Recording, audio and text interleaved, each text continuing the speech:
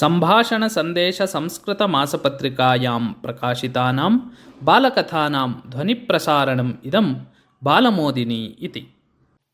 धैर्यवती महिला। सम्राट् अशोकः आसीत् महापराक्रमी। साम्राज्यस्य विस्तारः एव चक्रवर्तिनः लक्षणम् इति चिन्तयति स्म सः। अतः एव सः तदा तदा ससैन्यं गत्वा विविधान् देशान् वशीकरोति स्म। विजयपुरीराज्यस्य राजा वीरासेनः शान्तिप्रियः। न्याय्येन मार्गेण शासनं कुर्वन् सर्वदा प्रजाहितमेव चिन्तयन् जनप्रियतां प्राप्तवान् आसीत् सः।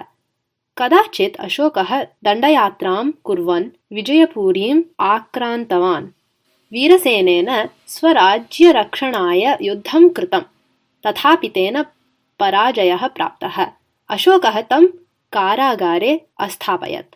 अशोकः एव तस्य देशस्य सिंहासने उपविश्य शासनम् आरब्धवान्। कदाचित् अवगुण्ठनधारिणी काचित् महिला राज्यसभाम् आगत्य न्यायं याचितवती। किम् अन्याय्यं प्रवृत्तं भवत्याः विषये? अशोकः अपृच्छत्।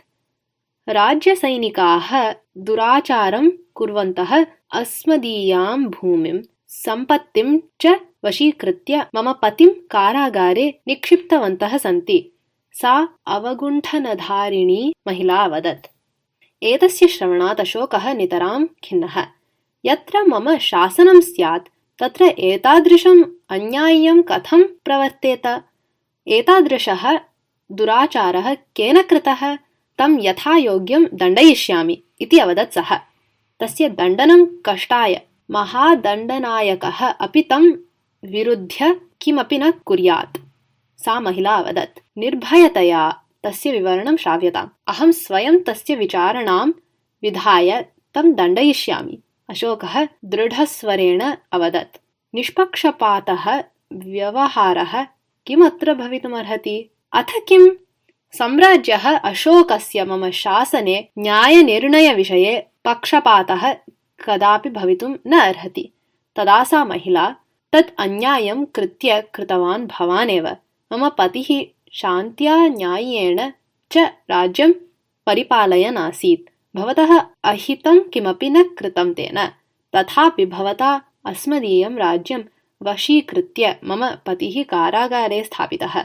किमेतत् न्याय्यम् इति वदन्ती अवगुण्ठनम् अपनीतवती। तस्याः सात्विकं क्रोधं, धैर्यं, वीरोचितं व्यवहारं च दृष्ट्वा अशोकः आश्चर्येण स्तब्धः। विना कारणं मया वीरसेनस्य राज्यं वशीकृतं, राजा कारागारे स्थापितश्च यत् तत् अनुचितम् इति सः अवगतवान्। अतः सः राज्ञीं क्षमां याचित्वा वीरसेनस्य विमोचनाय आज्ञां कृतवान्। परस्वं वशीकृतवान् जनः कीदृशेन दण्डेन दण्ड्येत इति न्यायपण्डितान् सः अपृच्छत्। देशात् निष्कासनीयः भवति तादृशः इति अवदन् न्यायपण्डिताः। ततः अशोकः वीरसेनं विजयपुरीसिंहासने पुनः प्रतिष्ठाप्य तं स्नेहेन प्रीत्या च आलिङ्ग्य स्वदेशं प्रति गतवान्।